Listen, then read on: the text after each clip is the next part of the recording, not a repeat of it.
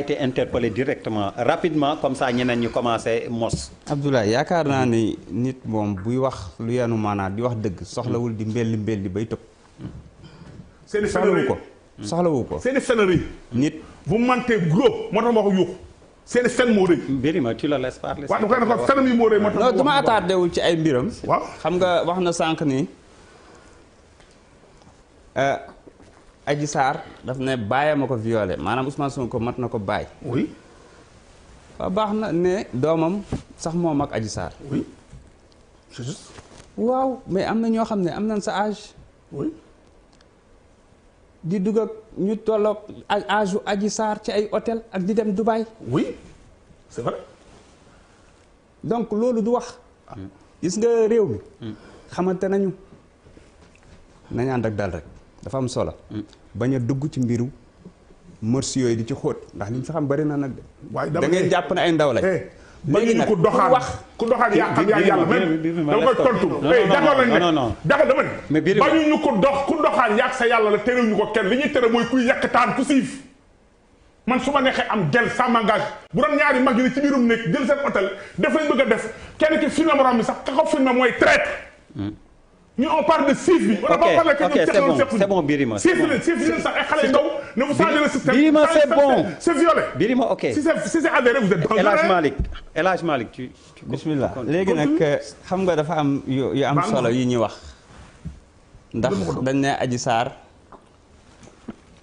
le 2 la bind plainte le 2 maanaam ci la viol bi am li ñu ko waxee témoin ñi fa nekk ñëpp ne 23h la génn ci kër gi plainte bi ñu ngi ko daté le 2 moom 23h la génn ci kër gi ñëpp d'accord nañ ne doom ci benn responsable Benno Bokk Yaakaar di Sidi Ahmed Mbaye di doom ci Maodo Malick Mbaye buñ ne Sénégal nag buñ ne doom non Sénégal buñ ne doom non neveu ak cousin fii lañ koy waxee mais ñun kaw ga au début j'ai été précis dans ce que Ousmane Sonko a dit. Je veux être précis avec tout le monde. da ngay déglu rek ma comprendre la Abdoulaye Der. man koo ga laa jóge man ca Gottab Jolof ba laa jóge sama rakk su amee doomam sama doom la. loolu lañ xam. oui c'est vrai. yaa ngi comprendre donc di doom moo tax ma ne la di doom ci Maodo Malick Mbaye. je suis d'accord. ñëpp d'accord nañ ne moo jël si xale bi fi xale bi déclaré ne parce que nag PV yi day am solo te dinaa ci jaar tontuwaale ci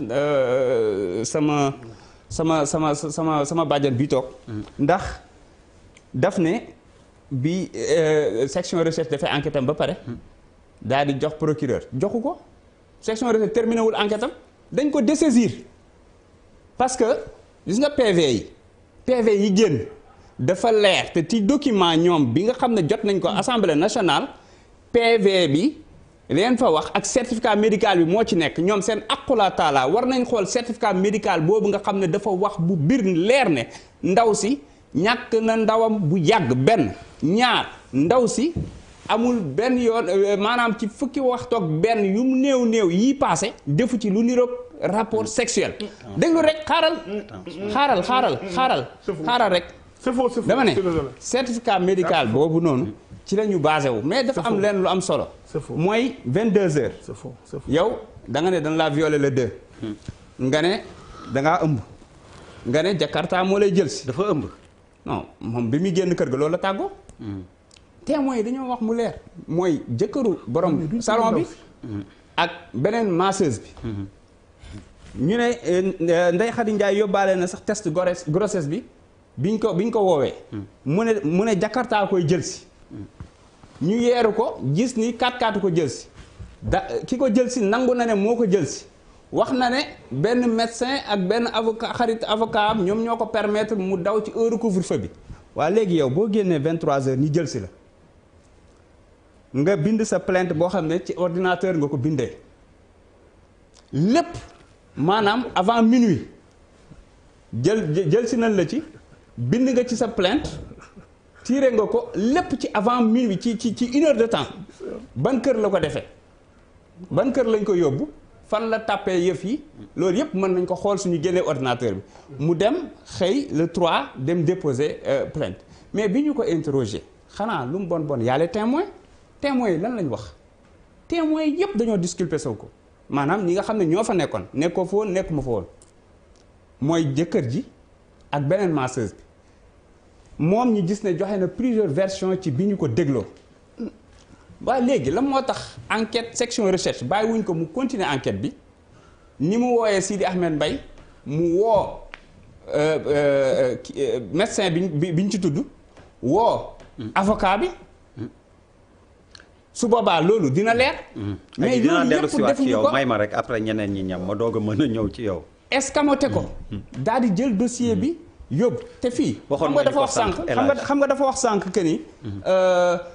ci dossier yu mel noonu juge d'instruction da koy jël mais. trafic de drogue nekkul lu ñu criminaliser. et pourtant dañuy bàyyi gendarmerie mu def enquête le temps qu'il faut.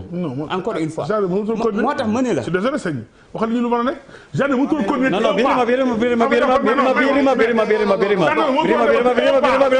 non non oui ma non non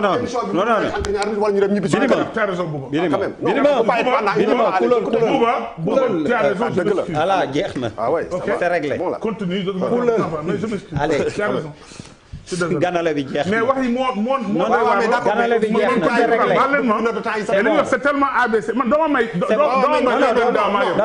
du la may dara bu ko may. télévision yi ma débat maak moom nga xam ne day am temps pour. dinañ leen tëggal débat boobu. allez c'est bon tu termines Pape Djibril yow jël naa engagement non di nga jotaat yéen ñëpp di ngeen jotaat.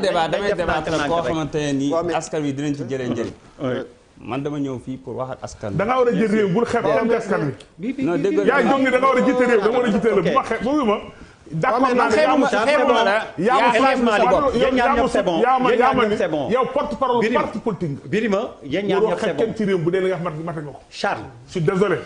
débat bi du mën a yow maak sénégalais yaa xeeblu sa bopp li ma bëgg a wax. non dama ni dafa am solo. déedéet yaa sénégalais yi. sëñ bi débat bi dina jeex doomu déggaat li ma bëgg a wax dafa am solo.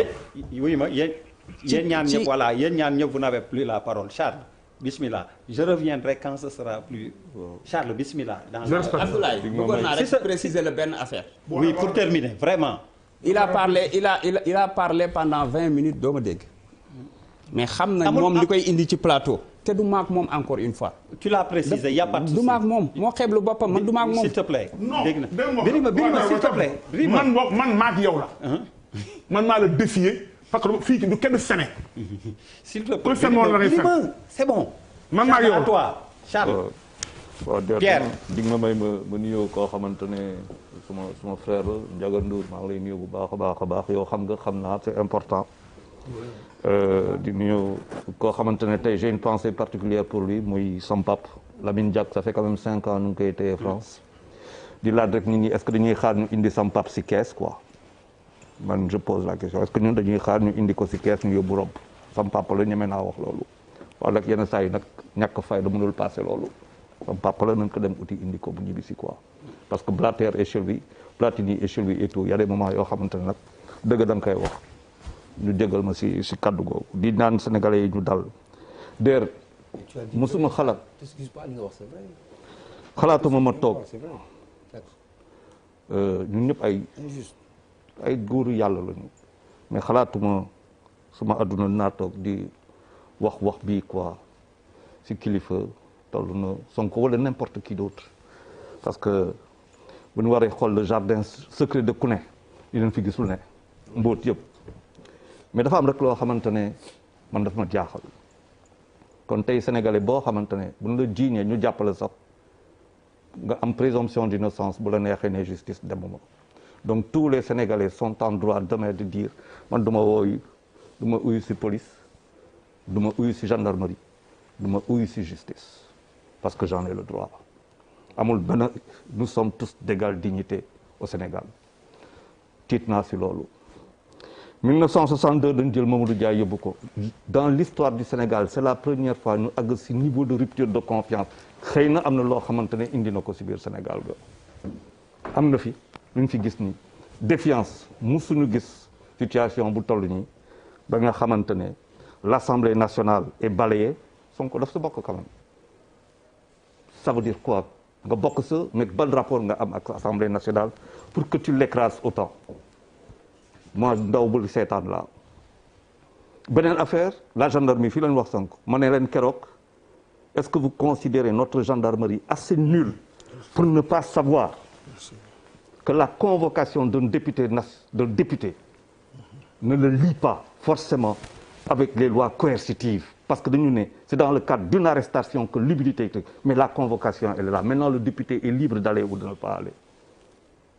wax nañ ko fi am lu ñu wax si suñu gendarmerie man mënu ma toog di wax loolu mënu ma toog di dëgg yenn yi dans ma chronique d'aujourd'hui j'ai parlé de Phédon mooy koo xamante ne borom xam-xam bu tudd Platon moo ko bindoon. njàngum terminal nga fi indiwaat de. xëy na waaw dama dellu si gannaaw parce que dama réer. xëy na moo ñu gën a mujjee def terminal bi waaw xam naa yaa ma gën a mën si loolu. ma dellu si loolu. ba Socrate ñu jàpp ko ne ko daal condamné à mort ñu ñëw fekk si ko Criton ne ko saa waay am na gaal bu fi dee mun nga daw quoi Socrate ne ko déet loi yoo xamante ne ñoo may kii ba seego sax anduma ak ñoom mooy loi yoo xamante ne ñoo may régir toog dafa am niveau boo xamante ne la moralité assez stricte dafa am lu fu mu lay woo tout ça je n'ai pas vu loolu yëpp gisuma ko moi je suis pas un juge man duma avocat je suis un Sénégalais KO debout Sénégalais boo xamante ne qui a très mal te defe naa Sénégalais yëpp nga bokk ci Sonko bañ a bokk ci Sonko tous les Sénégalais ont mal parce que affaire bi dafa c'est-à-dire dafa kéemaane quoi ñu ngi toog fi di wax lu ne on ne pense pas à la fille Adji Sarr mais Birima am na lu mu fi wax il ne m'appartient pas à moi du l'honorable du yow Malick du kenn fii dafa am foo xamante ne fa lañu war a daje pour que mbir bi leer am na wala amul moi j'ai une sympathie parce que je considère que Sonko est précieux pour la démocratie sénégalaise dafa am loo xamante ne nag je l'ai dit ici et j'en veux terriblement aux proches de Sonko parce que Sonko on le protège du ma fi dëkk fii di fi nekk ay objecteur de conscience j'en ai pas le droit je suis un homme comme tout le monde jamais je ferai la leçon à Sonko mais par contre on le protège dafa am loo xamante ne on parle de complot tu imagines que moi si je fais un complot contre Sonko je fais un complot nga foog ne que c'est pas sur place laa koy dem te wala xale yi gën a toog di yuuxu nañu xoolante affaire bi ça veut dire que aujourd'hui on ne peut pas dire une chose et son contraire on ne peut pas vouloir une chose et l'écraser on ne peut pas voir la présidence de la République du Sénégal et écraser la première institution incarnée du Sénégal ce n'est pas possible on ne peut pas être un député de l'Assemblée nationale et écraser l'Assemblée nationale comme cela est en train d'être fait on ne peut pas insulter notre gendarmerie nationale on ne peut pas insulter des juges on doit aller répondre point final on ne peut pas appeler les Sénégalais à sortir pour ñu toog di xeex deret di tuuru nan dem foofu s'il n'a jamais violé cette fille-là eh bien la justice le prouvera et les Sénégalais yoo xamante ne tey c'est à eux dafa am loo xamante ne Guy Marius Sagna daf ko wax personne n'a prêté attention dafa ne ba ñaari wax yu am solo il appartient aux épouses de Sonko loolu wax boobu kenn xalaatu ko et il appartient aux Sénégalais de décider est-ce qu'ils portent Sonko dans leur cœur ou pas ça c'est politique c'est autre chose mais on ne peut pas faire ce qui a été fait Mamadou Dia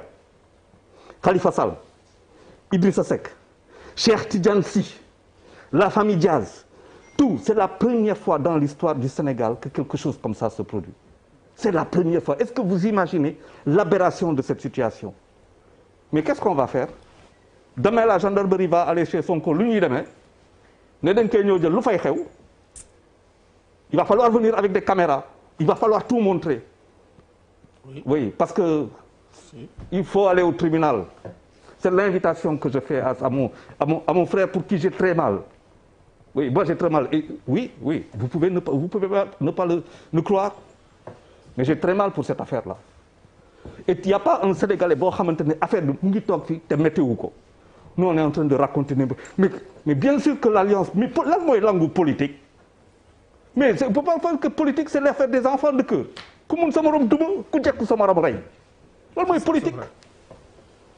mais da ngay xam boo fa duggee moi je suis un conseiller en communication je te demande hey man c'est quoi est-ce que tu me fais confiance c'est quoi tes forces c'est quoi tes faiblesses c'est quoi tes vices oui tu me le dis parce que j'ai pas envie de devenir le dindon de la classe on n'a pas protégé notre Sonko et Sonko moi je vais pas perdre mon temps a wax loo xam ne du ma avocat du ma juge du ma dara am na ñu ko bëgg ñu ngi souffrir ñu ko bëggul tam seen rakk la seen doom la seen lépp la Sonko c'est le dernier rempart de la démocratie sénégalaise vous imaginez ça si le sang doit verser pour cette affaire-là il en portera la responsabilité historique. Ah bon? Oui si du sang du Sénégalais doit être versé il en portera parce que moi il en portera la responsabilité historique si des juges comme il a dit fàtte seen liggéey pour def loo xamante ne bokkatul seen liggéey pour nuire à un Sonko et l'éliminer ils en porteront la responsabilité historique. Il faut dire les vérités mais être là moi je préfère m'en aller que parler de choses aussi vulgaires qui me font tellement mal nga xamante ne nga toog ay grands gars ñu wax ay affaire u DSK des choses comme ça mais attends est-ce que vous imaginez aujourd'hui notre démocratie vous pensez que les organisations internationales les pays partenaires au développement ils vont soutenir un pays dans lequel il n'y a pas de démocratie même le président Macky Sall avec une clarté ne peut pas vouloir une telle situation.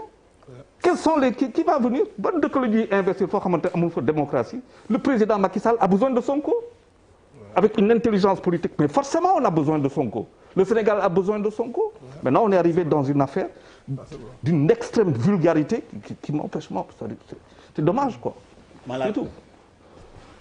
Oui, moi je vais reprendre le dernier mot de